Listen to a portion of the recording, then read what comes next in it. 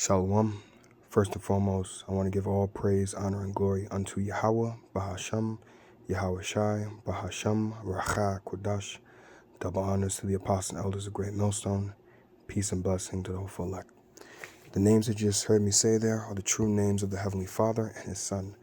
The true name of the Heavenly Father is Yahweh, which means He is. Bahasham means in the name, and who the world ignorantly calls Jesus Christ, His name is Yahweh Shai. And that's how you say the Heavenly Father and His Son's name in the ancient Hebrew, the Paleo Hebrew, the Lashon Kodash. And those names can only be believed upon in faith. Now I want to come to you with a lesson from a video I found about a couple of days ago or a day ago, whenever this thing was uploaded. It says a day ago, but I think it changed now. Maybe 2 days by now. But wanted to go into essentially, people getting fired or people are unemployed. And that is something that is a theme that we are seeing. If you pay attention to things happening in the world, unemployment rates are going up, which I also have ChatGPT on the back, also to ask a specific question. Because with ChatGPT, you have to be specific when you ask certain questions to get a right answer. Sometimes when I've used it, it sometimes just BS's me and doesn't give me the right type of answer. So we're going to play this video from Market Gains, also fair use. I don't have the paper or the list, the thing list up on me right now. Otherwise, I would say the whole full speech. But fair use. I'll put also fair use in the description box for that. So we're going to go through this video and we're going to listen to some of the things that people are saying, get some precepts, and Lord's willing, this is edifying because this is something that is affecting people, and this can lead to, other prophecies happening. One that I have in the back is 2 Ezra, the 15th chapter, and I believe it's like the 19th verse, which I believe I have it here, which that's talking about when things are at its height, but you have to understand that everything starts off somewhere, right? It talks about a man having no pity upon his neighbor for the lack of bread and for great tribulation, right? Which I'm going to get a little later, just saying it right now. But you have to understand there has to be a starting point for us to get there, right? Like every prophecy, it just doesn't pop up out of nowhere. It just doesn't happen like that, right? So there's a building point. There is something that leads to these prophecies happening. So if there's going to be a point where people are not having any pity upon people because of a lack of bread and for great tribulation, why are people not going to be able to have access to food, right? Why are people not going to care? Because they don't have any resources. They don't have access to any resources, right? And these could be one of the things, unemployment, that leads to 2 Ezra 15. So let's watch the video. So you have a little over 600 FedEx supply chain workers basically being laid off. And the thing is, when you have these distribution centers, warehouses, and massive shipping companies conducting layoffs, it is a big recession indicator. When you have a lot of big shipping companies firing people, it's because they're getting less business. When they have less business, it means less shipping. Less shipping means less businesses are expanding, less people are buying stuff like that. And obviously, with interest rates at a multi-decade high, you're not going to be seeing a lot of businesses expanding. And we're kind of entering a mild recession. Unemployment's going up. And honestly, though, the feds may be cutting rates very soon. If you look at this, over 600 Memphis workers faced layoffs at FedEx just a month ago. And it's big. 2 FedEx locations in Memphis are going to be conducting layoffs. And over 600 people. That's pretty crazy, in my opinion. And right now, a lot of people are trying to get into like an entry-level job, like a warehouse job. Back before the pandemic, getting a warehouse job, especially at Amazon, was super easy. But now getting an Amazon warehouse job is actually tough. Their sources says trying to get my first warehouse job. Every job that I've applied to has rejected me. I've been working on receiving dock at a disclosed department store for 4.5 years. And not really sure why nobody gave them a shot. The thing is, it's mostly just a supply and demand issue. Too many people want jobs, and there's not enough jobs to go around with. This person says, why is it ridiculously difficult to even get the most basic entry-level jobs? Have applied to 400 to 500 jobs in the past few months, and have to be in the thousands if I count from last year. Just can't get anything. Been stuck in a call center for 5 years now. I really need to get something, and just really need to get a different job. And honestly, though, getting any job besides that may be really good. This person also wanted to see some change after getting the bachelor's. Got 2 interviews. But right now, this is one of the hardest job markets to get. Nobody's getting anything. There's not a lot of jobs to go into. And when there is a job, there's like 1,000 people applying for it. Check out some of these videos. I've applied to maybe 30 jobs in the past 2 months. I've gotten rejected from every single one. And it's very much taught me that, like, you might as well just pursue your dreams, because the job market is so bad at this point that there's an equal chance of you being successful at your dream as there is you getting a job at this point. If you ever need a little bit of reassurance that it's not you, it's the job market, just know that last week I applied and interviewed for a part-time bookseller position at a local bookstore near me. And mind you, this bookstore just happens to have a stationery section. It's like a bookstore, but they just casually have stationery products like most bookstores do. So I went to the interview, prepared to answer questions about books, about stationery, but I went in because I like books. Anyways, I get there, the interview, it goes good, it could have gone much worse, could have gone better, but it went well. Like, have experience, I have full open availability. Again, this was a position that was part-time, 19 an hour, about cap 20 hours a week.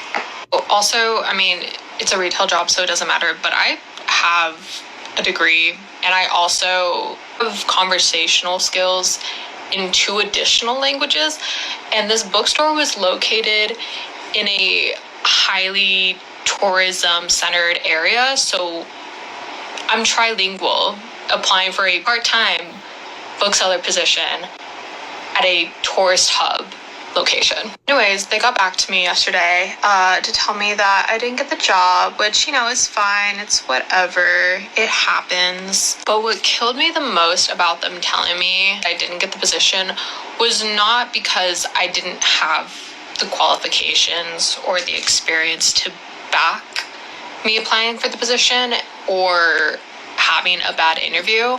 It was the fact that I was beat out by somebody with more stationary experience. Like, we're really at a point in time where we can't even get part-time retail positions because we're getting beat out by people with some of the most, specialized skill sets. Like, what do you mean, I didn't get the job because somebody had more stationary experience to work at a bookstore? I really want to know the fuck is a god at stationery who just was dying to make 19 an hour at this bookstore.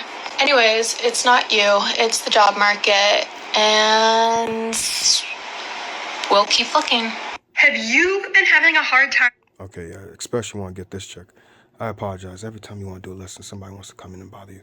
And I personally could also sympathize with these people who are going to give a personal testimony, but just to explain what's been happening in the video so far. So these are certain people here that you're seeing, which you're going to see some of these people that I play, which I'll fast forward a little bit. I'm not going to go through all of them. I want to play, I think after this chick, a dude a little later in the video, if I'm not mistaken. And then another woman, if I'm not mistaken, after him. I can't remember. But I remember specifically one guy I want to play with. But when you go through this video, you're going to see a theme here. And who do you see who is the main one complaining? Eve, women. A lot of women are getting laid off of jobs, which we told you women about that. As the scriptures say, rise up, you women that are at ease. Give ear unto my speech, you careless daughters. Speaking to you so-called Black, Latinos, and Native American Indian women. We have told you because you're the ones that are especially feeling the heat. You're especially feeling the heat of getting laid off. If I'm not mistaken, I remember there was a couple of months ago, brothers did a video, a lesson off of a lot of what people, the world calls African American women getting laid off of jobs. So now you have to think about it. You're getting laid off of your job. You're in a mindset, like it says in Luke 21 and 25, with perplexities. You're in a state of, what do I do? Where do I go? What am I supposed to do? To be at a loss with oneself, not to know which way to go. And that's what you're seeing, that especially a lot of these women, that is their stuff. Because like the previous woman before this woman, she was multilingual. She knows how to speak multiple different languages. That is a bonus. I remember seeing sometimes on certain jobs, right, online, applying for certain things, they would ask for a person that's bilingual. Usually it'd be obviously English and Spanish, right? So if you are able to speak multiple different languages, you're able to breach the barrier and speak to other people that, obviously a person or a job place or a business that primarily speaks just mostly English. You're able to now break that barrier, and now with your expertise in speaking multiple different languages, you're now able to break that barrier and speak to other people. So now we can still provide a service to these people, right? But if you're having these skills and these abilities and these degrees and you're still not getting a job, what the hell was the point of that? It's like you wasted your whole time getting this degree. It's like you wasted your whole time doing this and that, and you're not getting hired, and you're just at home doing nothing. Right? And this woman's testimony is very funny, but just to give my own personal testimony, and I don't usually like doing this, but just to let you hear what's going on, right? And please do not give me a sympathy, because I don't like the whole sympathy shit. But even for myself, to a degree, I can sympathize with these people, because there are certain times where it feels like I am practically unemployed, because I work for 2 companies. I work for 2 security companies. And unless I really get on these 2 security companies, one in particular really, I'm practically unemployed to where I don't get any hours and things like that. Right? And now, again, I'm not saying this for any sympathy, but just so, hey, you can see that, hey, it's everybody getting affected. But the only reason why I have a sane and calm mind is because of the Spirit, is because of Yahweh B'Shem Yahushua. And I pray that as a comfort to somebody that, hey, you may be going through the same things I'm going through, but hey, so long as you have the Spirit, you're able to just stay and just deal with things. But I also went to school last year for an electrical trade, and the school has not been able to help me get a job or get anything else. The school has been, pretty much a waste of my time. I went there for 6 months, did my thing, got the little, whatever, the paper. I don't want to say it's a degree paper, but whatever. And no assistance, no help, not really any type of, haven't really got any type of assistance or anything, haven't gotten a call back, anything like that. So to a degree, I could sympathize and, agree with some of these people that, hey, it's very difficult out there to, get a job or things like that, because some of these places are not answering you back. They're not hiring or whatever have you. You may have the credentials, you may have, did what I did, went to a trade school, whatever have you, and still you're not getting any answer back or whatever. But like I said, you're mostly hearing this theme, as you're going to see in this video, and not just this video, a lot of videos, that it is just mostly women that are complaining. Now listen to this woman's testimony. I'm getting a job in 2025 because same. I graduated college with my bachelor's in December of 2024 and started applying for jobs in October of 2024. For context, I was working in the food service industry. A couple of months ago, switched to the retail industry working a similar job. Other than that, though, I have had no luck finding a job anywhere near what I want to do. The other day, I saw a stat that said something along the lines of, for every job that you apply for, each applicant has about a 1% chance of getting that particular job, which made me think, in 2025, is it easier to get a job or to become an influencer? So that's why I'm starting this series, to see whether it is easier to get a job or become an influencer in 2025. So the rules are, I have to apply to at least 1 to 2 jobs per day, as well as post at least 1 TikTok per day. At the end of the week, I'll sit down and we'll go over how many jobs I applied for, how many interviews I got, and how many job offers I got. We'll also go over how many TikToks I uploaded, how many views I got, and how many new followers I got. So how do we determine the winner? If I get hired at a job that is not retail or the food service industry, I will have gotten a job first. But if I'm able to make my current monthly salary in 1 month from influencing, then it'll be easier to become an influencer. If you're interested to see whether it's easier to get a job or to become an influencer in 2025, stick along for this journey to see what happens, because, nothing bad can come from this. Either I get a job, become an influencer, or I just have fun making content and find a new hobby. So, as you can see there, she is an example of Luke 21 and 25, again, going into perplexities. Although she has devised this plan, but she doesn't know that what she's doing is just going to bring more stress, because Like the brother Bakwar said this past Saturday on the street preaching, is that you have to understand when you become this type of content creator, right?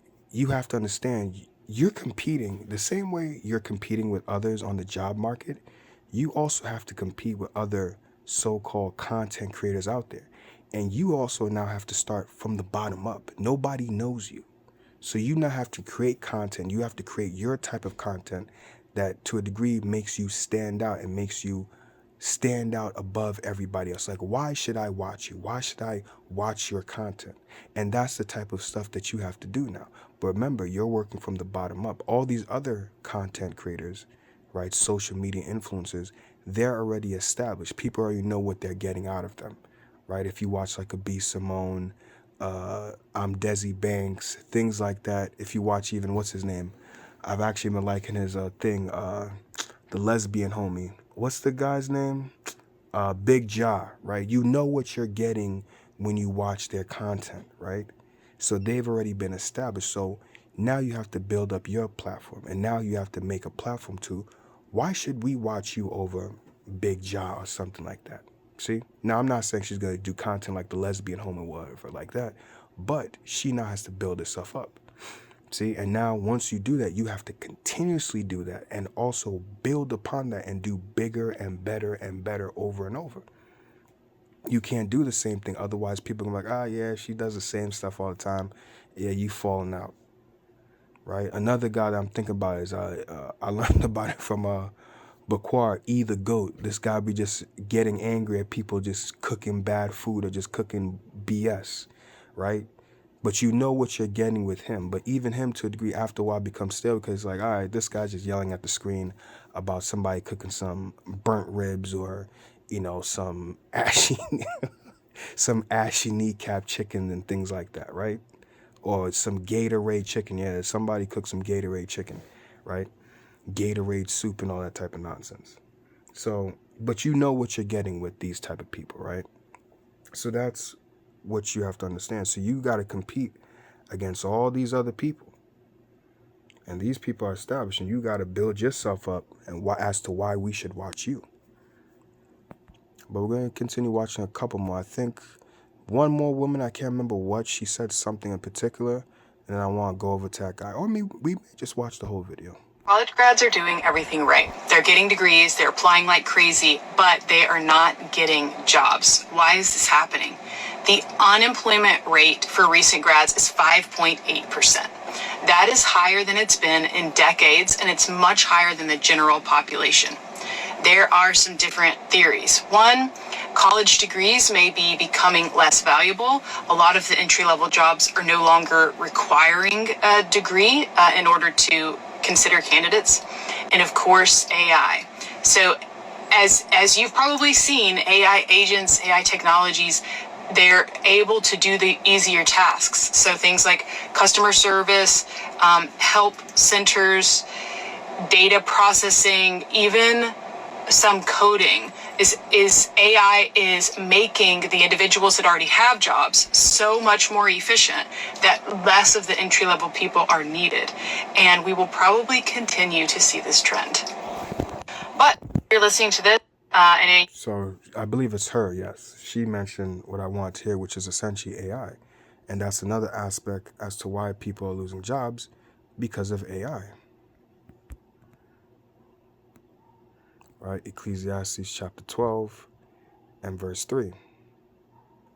In the day when the keepers of the house shall tremble, and the strong men shall bow themselves, and the grinders cease because they are few, and those that look out of the windows be darkened. See? And the grinders ceasing is going into unemployment work, right? When you go into that word. But why is unemployment ceasing? Because of things like AI. Because it's getting hard to get jobs. Right? And AI is one of those things. Hebrew word is tachan, which is to garn, crush, but that says what? That being their employment, see? So the employment, the work is ceasing. Why? One of the reasons is because AI is being a lot more efficient than other people. Or like she said, AI is making other people more efficient. So if whoever already has the job and they're also using AI as well, it's like we got people that we trust, plus AI is also making them more efficient. So it's like, what need do we have to really hire anybody else? We already got our team. We're solid. We don't need nobody. So that leaves, like, again, using myself as an example, because, I'm trying to just, again, I'm just using myself as an example. Please do not come with the sympathy thing.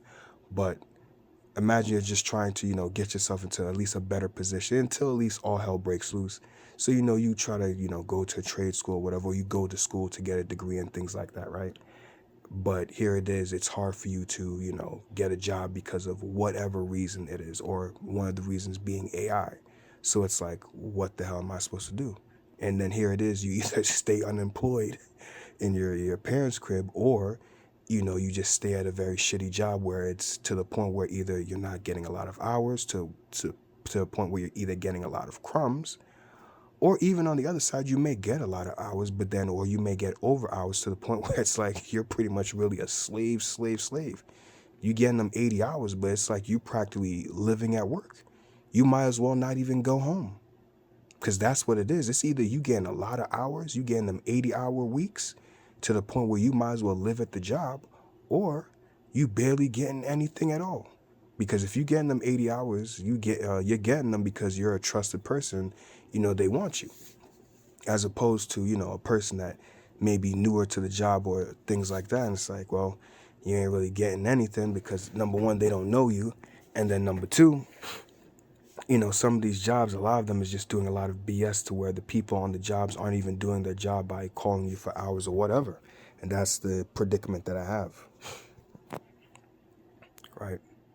But she was the woman that mentioned that. We're going to listen to a little bit more, then we're going to jump. News like I am, we're on the curve. Awareness is the key. We need to see what's happening so we can understand how to pivot, how to advise our children. Ava, your friend, who to figure out AI for you. More news. Bye. There's no such thing as a good job anymore, and I think that we need to. Don't even exist. I'm sorry for the way that I look right now. So this is the guy right here. So unfortunately, let me raise up the volume a little bit. Okay, it's at max. So this is the guy right here, and I'm not even going to say anything. Just listen to his lamentation. This is how Americans are feeling right now. They're feeling, remember when I mentioned, again, let's get it real quick. Luke 21 and 25. Sorry if it takes me a while. I'm working with one eye right now because I haven't really slept, and it's a little hard to see with working with one eye. All right, so this is Luke chapter 21 and verse 25. It reads, "And there shall be signs in the sun and in the moon and in the stars, and upon the earth distress of nation with perplexity, the sea and the waves roaring." Right? When you go into that word perplexity, when you watch this guy and hear him talk, also have your ears open because he does talk kind of low. When you go into perplexity, as you can see, to be without resources. And what is a resource? Money. If you're not getting hours or you're not able to get that job, you're without resources. So how are you supposed to take care of yourself? How are you supposed to take care of your kids if you have them? How are you supposed to take care of your woman? To be in straits, which means difficulty. To be left wanting, right? People want a job, but they can't get a job. To be embarrassed, right? You're going to hear that. I believe this guy in particular say that. To be in doubt, not to know which way to turn. See? One says not to know how to decide or what to do. People don't know what to do. They've never been in this type of position before. So let's listen to him. I'm sorry for the way that I look right now, but I've just been crying for the past, hour. Mostly because, the job market absolutely sucks. And I did 5 45-minute interviews, just to be let down. And I know that's life and that happens. It's more so lately I just feel destined to lose. And to give you some background, I got laid off back in July. And I've been searching for so many jobs. I probably applied for 300 of them. And it's just been horrible. And there's this one company that I actually really wanted to work at, and I did 5 whole interviews, and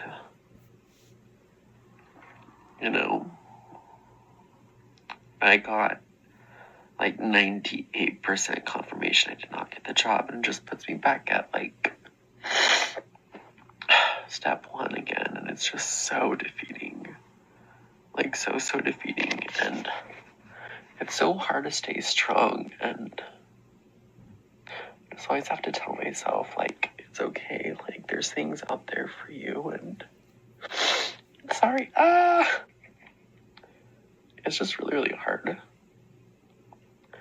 especially because, like, I made food, and I was really excited, and then I got, like, a little hint. I can't say how I know, but someone internal saw that, I'm most likely not going to get it, and I don't even want to eat the food, and it's just horrible because I want to eat, and it's like so hard to take care of yourself, especially when you're down. And I don't know why I'm making this video, honestly, but I hope that, my goal for this video is I hope that someone else who's experiencing this, just know that it's gonna be okay, hopefully. And I'm trying to keep my head up, but yeah, if you're also in my position, I'm there with you. Yeah. Anywho, hopefully something happens, because I don't want to be unemployed for like a year. It's just really, really hard. I got laid off. Okay, yeah, this is definitely the next one I want to go to as well, but you saw an example there, right there, of Luke 21 and 25. He is perplexed. He doesn't know what to do. Now, I'm going to assume that the recording of his video was taken this year. He said he's been unemployed. He got laid off since July. I'm going to assume that was July of this year. I don't know. Maybe it could have been July of last year. Who knows, right? There's not a date around at the bottom of the video saying when this happened, right? But so he's been unemployed. So, and you can see that he's living in an apartment. He's living in a spot. But was that July, August, September? So about 2 months now. Hey, the first of the month's been coming up. Now, most likely, if he's still in his crib, he has savings and things like that. But it's like, them savings gonna run out after a while. So what am I supposed to do? He said he doesn't want to be unemployed. He doesn't want to not work. He's looking for something, right? Now, he said he doesn't know why he's doing that video, but we understand why through the Spirit he did that video. The Lord wants us to see these things, to see that, hey, this is what happens. This is what happens when you have a wicked ruler, right? Scriptures talk about there's an error that proceeded from the ruler. You're not supposed to have people unemployed like this. You think when Yahushua sets up his kingdom, there's going to be unemployment. There's not going to be work for people, right? This is not a video to make fun of people or anything like that. This is to show you that there is an error with those who are ruling the world right now, those who are in charge, for us to see how not to rule, how not to have things. As the scriptures say in Proverbs 29 and verse 2, when the righteous are in authority, the people rejoice. But when the wicked bears rule, the people mourn. And you're seeing what? He was mourning, which all these people essentially are mourning. But he was more mourning visibly for you to see, because what? You saw tears. He was very broken. He doesn't know what to do. So let's say, at the time of this right now, it is September, right? Let me just take off my alarm real quick. Okay, go play that and mess anything up. Right, September. So he's been unemployed for about almost 3 months. So for 3 months, what the hell is he supposed to do? What's he supposed to be? What food is he supposed to buy? Eventually, if he has savings, them savings going to run out. Because again, first of the month, you got to pay for that rent. You got to pay that phone bill as well. And you got to eat as well. And we know Americans, they usually eat every day. Americans are not known to fast. See?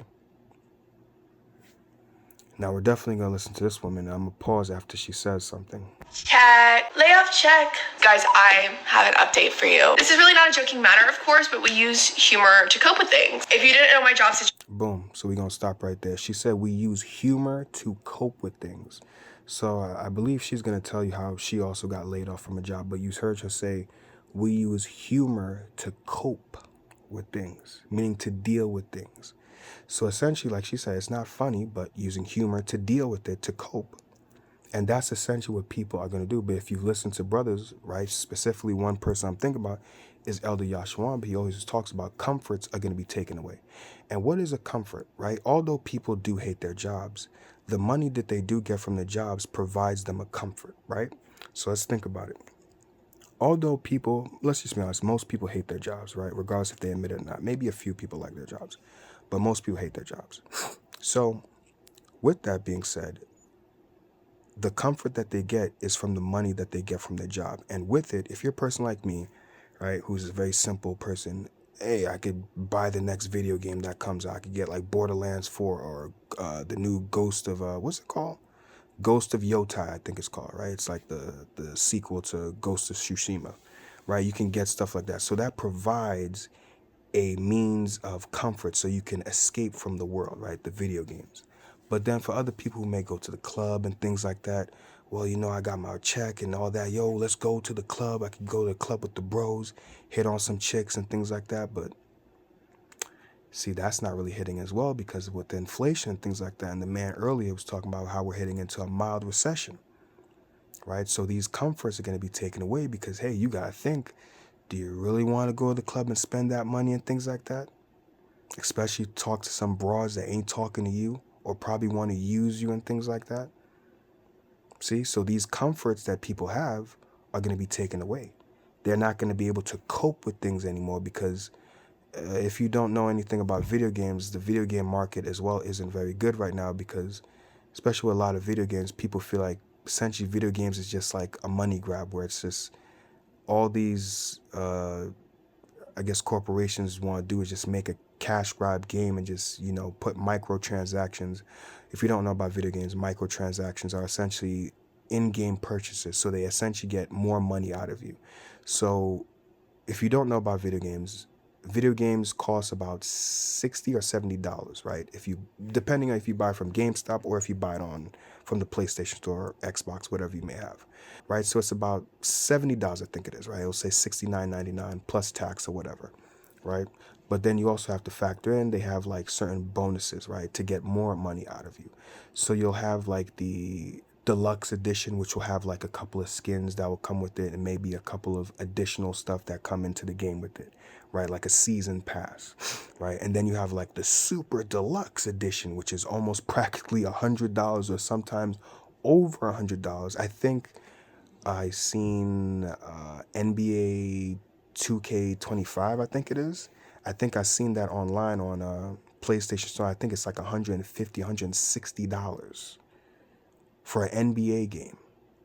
See, that's why I don't play Madden anymore, because my friend put me up on a game where he said NBA Madden is just the same game with just an updated roster. And that's all you're paying for.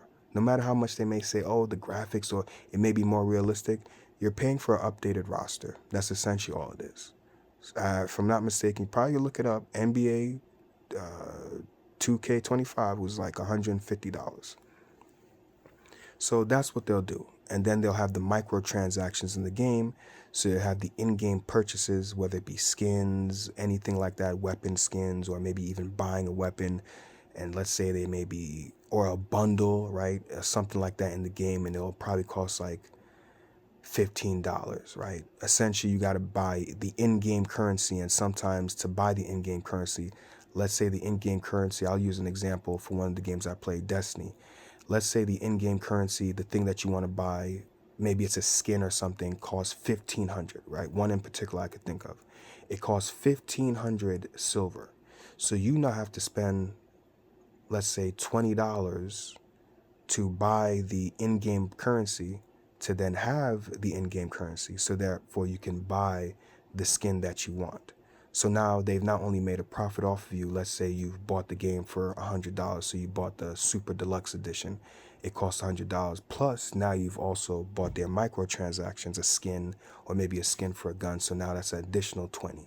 And you keep doing that over and over as long as the game goes on. That's how they're able to squeeze more money out of you. And that's essentially, when you go into video games, how people feel. It's just a cash grab, just to keep getting more money and more money out of you, which is okay to a degree, because, you know, they have to make a job, but the quality of the games is going down. The quality of games aren't up there, right? Just to give you an insight into the video game world if you don't play it, right? But then I gave the example with clubbing and things like that. Do you really want to go to the club and spend money and all that type of stuff in this economy, right? And especially if you get let off from your job, may not be a wise decision. So you got to think about these things. So using these comforts to cope is soon gonna cease. Even humor. Basically, I started working with a startup company in like late January, early February. After leaving a job I did really like, but I felt like it was, ready to move on to the next chapter. No job is ever 100% secure, but startups are definitely more of a risk. I had a great connection with this company, and I actually started on a contract with them. So I had like a 2-month contract. It was kind of a trial period. And then after that trial period, they were like, yes, we like what's up. We like what you're doing. And then they officially employed me after that. This is not like a rat on this company specifically, but I basically got on a call around a month ago, and they were like, hey, really love what you're doing. We have shifted our internal priorities, and we basically can't pay you anymore, which is really cute. And I've never been in this position before. And I know I'm making light of it, and it's also a month out. I honestly haven't talked about it. And if you're someone who's gotten laid off or ever lost a job or whatever, like, it feels embarrassing. Like, I felt embarrassed at first, one, because I was so So it was her that said it. I apologize. So she said she feels embarrassed. Same word that was used in Luke 21:25. Embarrassed. See?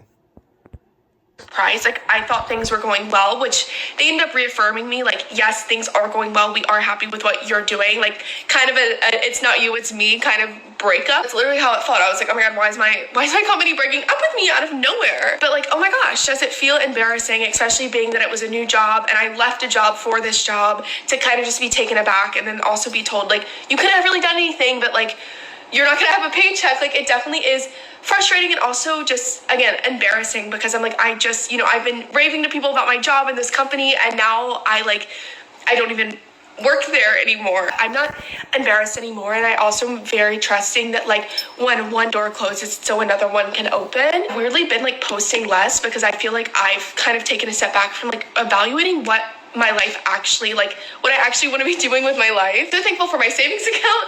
And then also I had a couple of side gigs that I was doing, which were able to just bring me a little bit of money, even though I lost like my main income. I've been focusing this month on picking up a couple of other side gigs as well too, just in the meantime. And I actually did have a job interview today.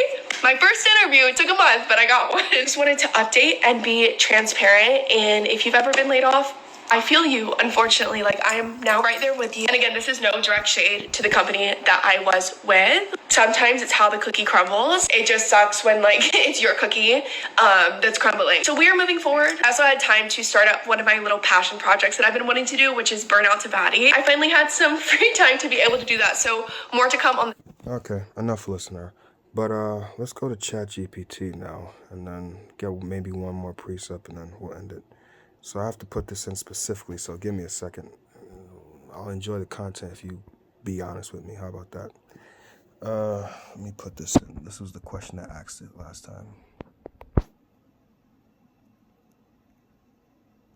Just give me 1 second.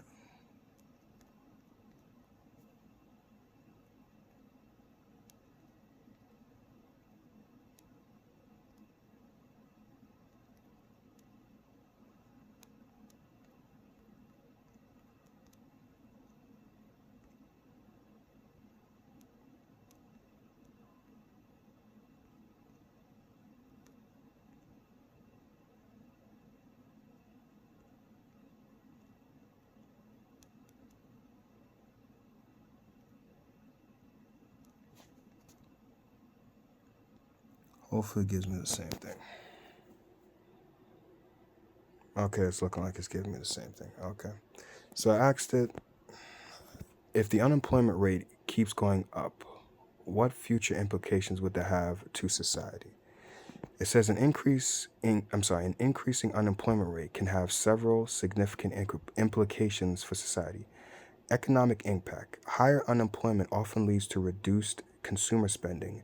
As more people have less disposable income, this can slow economic growth and affect businesses and potentially lead to more layoffs, which is essentially what we're hearing, right? A lot of layoffs. Social unrest. Prolonged unemployment can lead to frustration and discontent among the population. This might manifest in increased protests or social unrest as people demand better job opportunities and economic stability. But we know that, hey, that could lead to people rioting, right? Especially if they don't see anything change.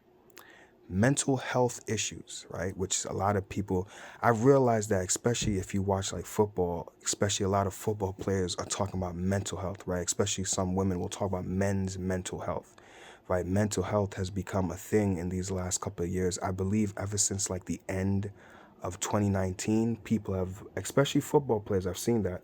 One in particular, I remember, if the brother Shamyar so happens to watch this video, he'll know who I'm talking about. He wore 53 and he used to play for the Colts. I think his name was, damn, what the hell was his name? Now I'm forgetting it. I think his name was Shaq something. He wore 53. He was actually not a bad linebacker for the Colts, right? He wore 53. I think like he like recently retired or something like that. He's no longer playing.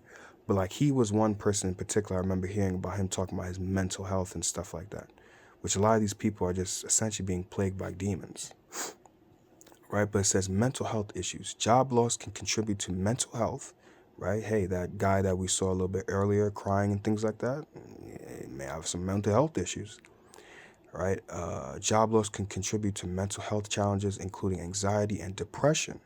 The stress of unemployment can affect individuals and families, leading to broader societal health issues, right? Stress, right? Stress is something that kills a lot as well. Increased poverty rates. As more people lose their jobs, poverty levels could rise. This can strain social safety nets, leading to increased demand for welfare programs and public assistance, right? But we know some of those welfare programs for you women is going to go out the door as well. You're not going to have that to lean back on. It says skills degradation. Long-term unemployment can result in skill atrophy, making it harder for individuals to find new jobs, right? Same thing that we've been seeing in this video. It's hard for them to find a new job. This can create a cycle of unemployment as skills become outdated. It says impact on education. Families facing financial hardship might prioritize immediate needs over educational expenses. So instead of sending your kids to school, it's like, yo, we need help at the house, right? Or you may need to help the family business. But how long is that family business going to go up for? Affecting children's education and long-term opportunities, right? But that's pretty much it. I'll just read this last point right here. It says, addressing rising unemployment effectively requires a multifaceted approach, including economic policies, okay, yada, yada, yada. But that's what I asked right there. And essentially, some of these things that you see here is essentially what some of these people were expressing in the video.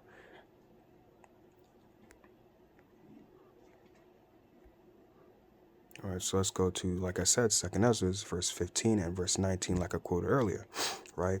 So like I said, this is going to be during the height of Jacob's trouble, when all hell breaks loose. But remember, like I said earlier, it's not something that's just going to happen just like that out of nowhere. There have to be things that eventually lead up to it. So when you have unemployment rate going up, people getting let go from the jobs, what do you think that's going to put in the mindset of people, especially if that goes on for a prolonged time where they're not getting a job? Eventually, yo, I got to eat, I got to do something. So I'm not saying that this is going to happen eventually, or I'm sorry, not eventually, but right now, right? Like I said, this is during the height of Jacob's trouble. But you might have small instances of that where somebody may rob somebody, or somebody may rob a grocery store and get away with it and things like that. Why? Because, I don't have nothing to eat. It's like, what am I supposed to do? Eventually, people are going to get desperate. And when you have a desperate mind, you're willing to do whatever because survival instincts kick in. You got to survive. You got to live. You're not going to just sit there and rot away. So you can't find a job, you can't do this. So when all your options are depleted, you may use family, you may use friends or whatever, but eventually they can't really help you. Or maybe you don't have a good relationship with your family. So what are you supposed to do? Then you get kicked out of your apartment. You got to survive. You got to do something. So you're going to take drastic measures. So, hey, if I have to go up in a grocery store or some store and rob it and things like that, you're going to start seeing things like that. So this unemployment is going to lead to prophetic things happening as far as, hey, I don't give a damn about you or whatever, things like that. I got to eat. I have to survive. You have a job. It seems like you're doing well for yourself. You'll be okay. Give me what you got in your pocket. See? So these things happening are not something that can be overlooked and looked at as like, it's just life, things happen, but, things are going to get better, I hope, right? Like some of them were saying that. I hope. No, things aren't getting better. It's only downhill from here, right? This kingdom is ending. America is going down the drain. But I'll end it here. I pray and hope that this video has been edifying. In ending, I want to give all praise, honor, and glory unto Yahweh, Bahasham, Yahweh Shai, Bahasham, Racha, Kodash. Double honors to the apostle and elders of Great Millstone. Peace and blessing to the elect. Shalom.